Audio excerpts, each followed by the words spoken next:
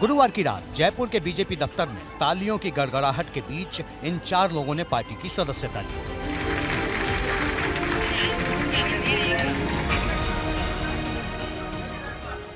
इनमें सबसे बड़ा नाम और सबसे बड़ा चेहरा है देवी सिंह भाटी का। पर्पल कलर का हाफ कुर्ता पहनकर देवी सिंह भाटी ने पार्टी में वापसी की है। ये वापसी इसलिए खास है क्योंकि कल दिन में ही गृह मंत्री अमित शाह जयपुर से बैठक करके लौटे थे और अमित शाह की वापसी के 10 घंटे बाद प्रदेश मुख्यालय में ये ज्वाइनिंग करवाई गई। 5 वर्ष बाद में आपने वापस मुझे छाती लगाया और मैं भी बहुत गर्वान्वित हूं। किन्हीं परिस्थितियों से कुछ बिंदु के ऊपर अलग हो गया था मैं, लेकिन आज हमारे जो वरिष्ठ पार्टी के पदाधिकारी हैं उनसे चर्चा हुई।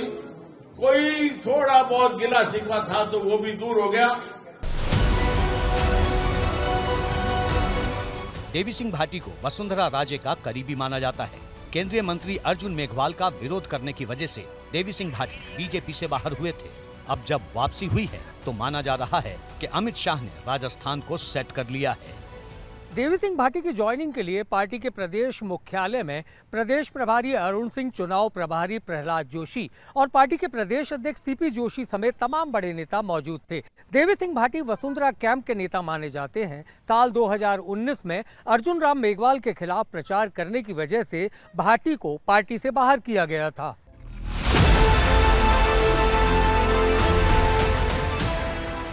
बीकानेर की राजनीति में देवी सिंह भाटी अच्छा खासा असर रखते हैं। खासकर राजपूत वोटरों पर देवी सिंह का खासा प्रभाव माना जाता है। बीकानेर की कोलायत से विधायक रहे देवी सिंह भाटी को एक जमाने में भैरव सिंह शेखावत का उत्तराधिकारी यानी सीएम की कुर्सी का प्रबल दावेदार माना जाता था। राज्य में राजपूत वोटरों की आबादी 6 से 7% है। राज्य में करीब 60 से 70 सीटों पर इनका प्रभाव है। 2018 में बीजेपी ने 26 राजपूत प्रत्याशी उतारे थे, जिनमें से 10 को जीत मिली थी। 2018 के चुनाव में अलग अलग वजहों से राजपूत वोटर बीजेपी से नाराज थे। इसका खामियाजा पार्टी को सत्ता से बाहर होकर भुगतना पड़ा। देवी सिंह भाटी 1980 से लेकर साल 2008 तक 7 बार विधायक रह चुके हैं। साल 2018 में बीजेपी ने उनकी बहू को टिकट दिया था, लेकिन वो चुनाव हार गईं।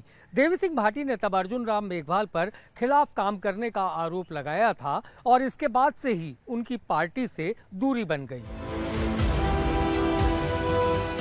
वसुंधरा राजे महीनों से इस कोशिश में लगी थी कि देवी सिंह भाटी की पार्टी में वापसी हो, लेकिन अर्जुन मेघवाल इसमें रोड़ा बन रहे थे। अब चुनाव से ठीक पहले अमित शाह और जेपी नड्डा ने जो रणनीति बनाई है उसमें वसुंधरा के दाहिना हाथ समझे जाने वाले देवी सिंह की वापसी हुई है। देश ने दुनिया के लोकप्रिय नेता आदरणीय नरेंद्र मोदी जी और जेपी नड्डा जी करते हैं। जहां दुनिया की सबसे बड़ी पार्टी भारतीय जनता पार्टी बनी है, उस विशाल परिवार में हमारे ही पूर्व मंत्री आदरणीय देवी सिंह जी भाटी साहब का हम स्वागत और अभिनंदन करते हैं। भारतीय जनता पार्टी इस परिवार में जिस बीकानेर की राजनीति में देवी सिंह का असर है, वो इलाका राजस्थान के मारवाड़ का हिस्सा माना जाता है। यहाँ विधानसभा की 61 सीटें हैं। साल 2018 के चुनाव में इस रीजन में बीजेपी और कांग्रेस के वोट करीब करीब बराबर थे। बीजेपी को 38% वोट मिले थे, जबकि 24 सीटें मिली थी। वहीं कांग्रेस को भी 38% वोट मिले और 29 सीटों पर जीत मिली। अन्य के खाते में 8 सीटें गई थी। माना जा रहा है कि देवी सिंह भाटी की वापसी से इस इलाके में बीजेपी और खासकर वसुंधरा के समर्थकों का जोश बढ़ेगा। बुधवार की रात तकरीबन 6 घंटे तक जयपुर के होटल ललित में बीजेपी कोर कमेटी की बैठक हुई। एबीपी न्यूज को सूत्रों से मिली जानकारी के मुताबिक इसी बैठक के बीच में अमित शाह, जेपी नड्डा और बीएल संतोष ने वसुंधरा राजे के साथ एक गुप्त बैठक की। इसी बैठक में वसुंधरा राजे को भरोसा दिया गया। खुद वसुंधरा ने गुरुवार के दिन अलवर में अपनी ताकत का इजहार किया। अलवर जिले की बरवा डुंगरी में सेन महाराज के मंदिर में आयोजित समारोह में वसुंधरा शामिल होने पहुंची थी। कार्यक्रम में हजारों की संख्या में लोग पहुंचे थे।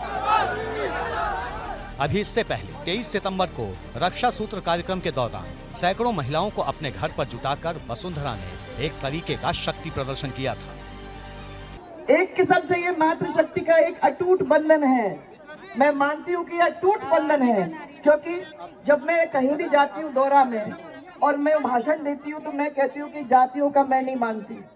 मेरी जाति खाली दो ही है, एक तो पुरुष जाति जिनके साथ अपने चलते हैं, और एक महिला जाति जो हमारी खुद की जाति है।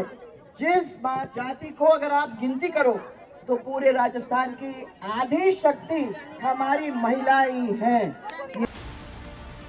माना जा रहा है कि आरएसएस भी चाहता है कि प्रदेश में वसुंधरा को बड़ी जिम्मेदारी मिले ताकि चुनाव में लड़ाई आसान हो।